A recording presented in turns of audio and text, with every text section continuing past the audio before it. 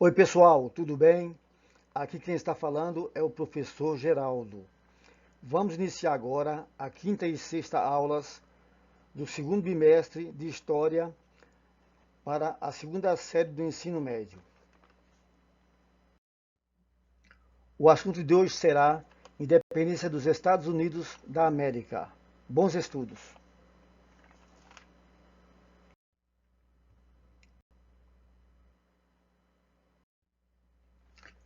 Independência dos Estados Unidos, 1776. A independência dos Estados Unidos, também chamada de Revolução Americana, foi declarada no dia 4 de julho de 1776. A partir deste momento, a Inglaterra deixou de comandar os destinos dos americanos.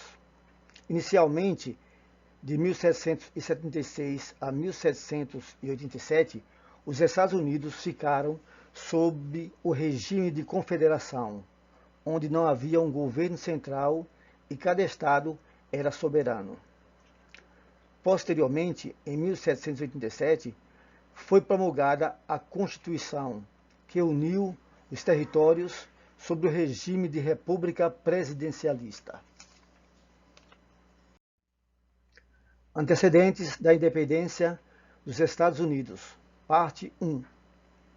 Após a Guerra dos Sete Anos, de 1756 a 1763, o parlamento inglês decidiu aumentar as taxas nas 13 colônias para cobrir os custos do conflito. Os colonos também teriam que arcar com a construção de fortes, manter os soldados deslocados para o território americano e foram proibidos de atravessar os montes Apalaches. Dessa maneira, George Grenville, primeiro-ministro britânico, enviou uma força militar de 10.000 homens para a América. Um terço das despesas seria abonado com dois novos impostos, a Lei do Açúcar e a Lei do Selo. A Lei do Açúcar, de 1764, estabelecia novas taxas alfandegárias sobre grandes quantidades deste produto. No ano seguinte, foi aprovada a Lei do Selo, que obrigava o uso de uma estampa em documentos, livros, jornais, baralhos, etc. Esta lei foi tão impopular e aconteceram tantos protestos que o governo inglês a revogou. Antecedentes da independência dos Estados Unidos, parte 2. Em 1767, diante de novas taxas sobre vidros, papéis, tintas e a lei do chá, que dava o monopólio desse comércio à Companhia das Índias Ocidentais, a crise eclodiu. Descontentes, os colonos argumentaram que as leis eram ilegais, afinal, eles faziam parte do reino, mas não tinham representantes no parlamento na metrópole. Esse sentimento foi resumido no slogan "Nenhuma tributação sem representação". A reclamação, contudo, foi ignorada pelos ingleses. Em 1770, ocorreu o massacre de Boston, uma briga entre colonos e soldados ingleses que terminou com a morte de 5 colonos americanos. O fato rapidamente se tornou em um ato de propaganda contra os ingleses e animou ainda mais os colonos que desejavam a separação da Inglaterra.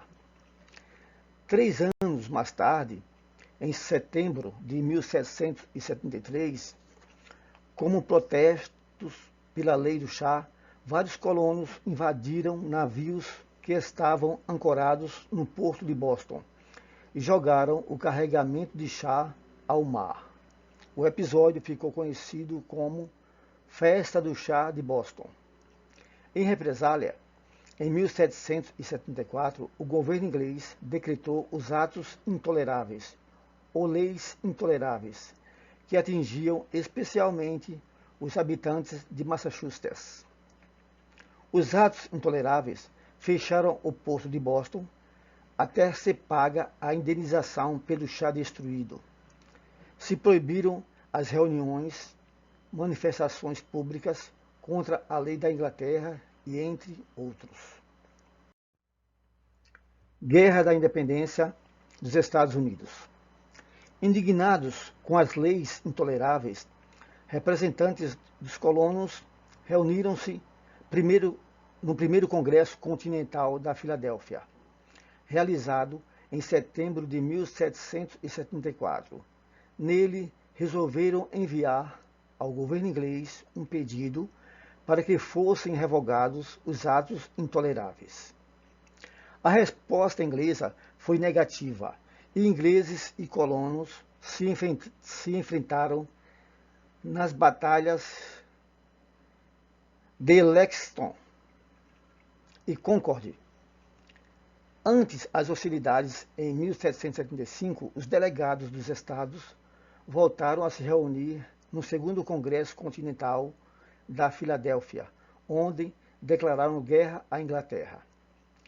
Nesta mesma ocasião, George Washington foi nomeado comandante das forças americanas e Thomas Jefferson ficou encarregado de redigir a Declaração de Independência.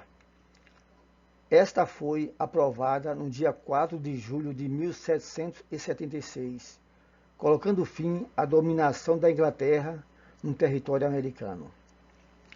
Como era de se esperar, a Inglaterra enviou milhares de soldados para recuperar a região e o conflito se estenderia até 1783. Durante a luta pela independência, os colonos contaram com a ajuda militar da Espanha, Holanda e França. A Inglaterra foi derrotada e reconheceria a independência dos Estados Unidos através do Tratado de Paris em 1783. Consequências da Revolução Americana. A Revolução Americana separou os Estados Unidos da Inglaterra e inspiraria movimentos como a Revolução Francesa e as independências das colônias da América Latina.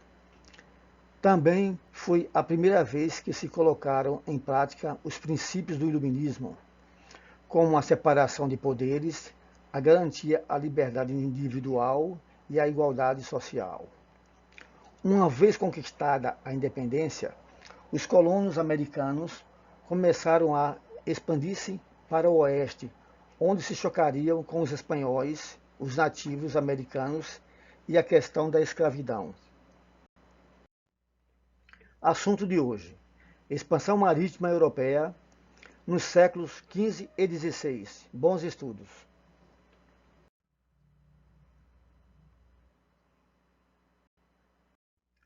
Introdução. A expansão marítima europeia foi o período compreendido entre os séculos XV e XVIII, quando alguns povos europeus partiram para explorar o oceano que os rodeava. Estas viagens deram início ao processo da Revolução Comercial, ao encontro de culturas diferentes e da exploração do Novo Mundo, possibilitando a interligação dos continentes. Expansão ultramarina, parte 1.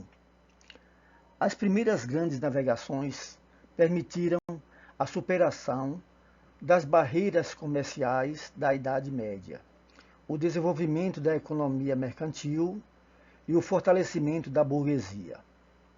A necessidade do europeu lançar-se ao mar resultou de uma série de fatores sociais, políticos, econômicos e tecnológicos.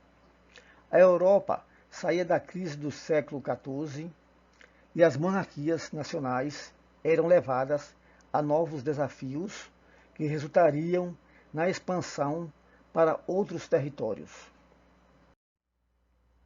Veja no mapa abaixo as rotas empreendidas em direção ao Ocidente pelos navegadores e o ano das viagens.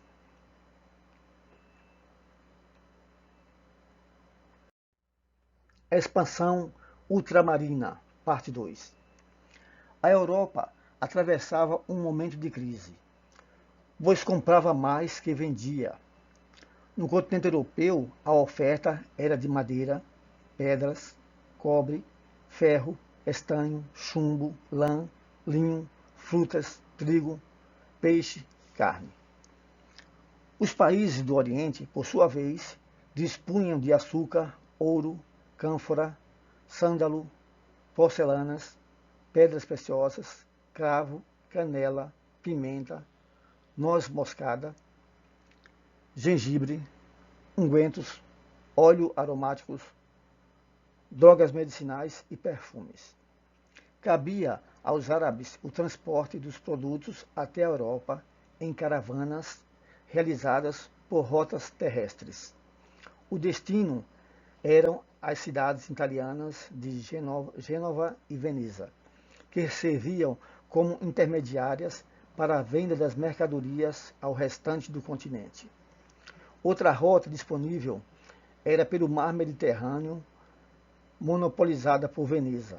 Por isso, era necessário encontrar um caminho alternativo, mais rápido, seguro e principalmente econômico. Expansão ultramarina, parte 3.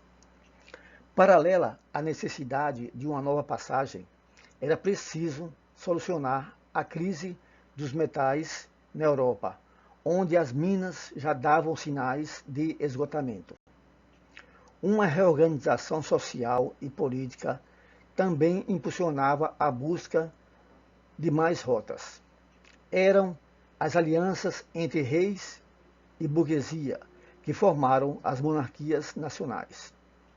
O capital burguês financiaria a infraestrutura cara e necessária para o feito ao mar. Afinal, era preciso navios, armas, navegadores e mantimentos. Os burgueses pagavam e recebiam, em troca, a participação nos lucros das viagens. Este foi um modo de fortalecer os estados nacionais e submeter a sociedade a um governo centralizado. No campo da tecnologia, foi necessário o aperfeiçoamento da cartografia, da astronomia e da engenharia náutica. Os portugueses tomaram a dianteira desse processo através da chamada Escola de Sagres.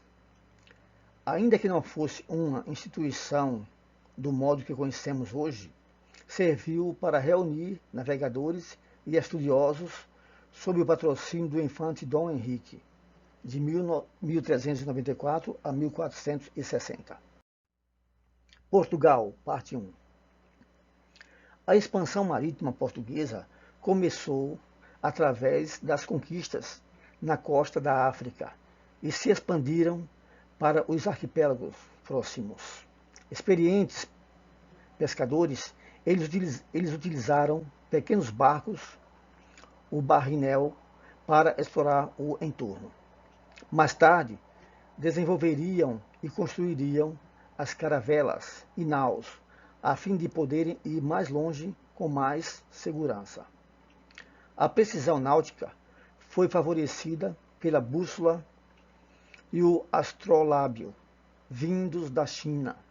A bússola já era utilizada pelos muçulmanos no século XII e tem como finalidade apontar para o norte ou para o sul. Por sua vez, o astrolábio é utilizado para calcular as distâncias, tomando como medida a posição dos corpos celestes. Portugal, parte 2. Com tecnologia desenvolvida e a necessidade econômica de explorar o oceano, os portugueses ainda somaram a vontade de levar a fé católica para outros povos. As condições políticas eram bastante favoráveis. Portugal foi a primeira nação a criar um Estado nacional, associado aos interesses mercantis através da Revolução de Aves.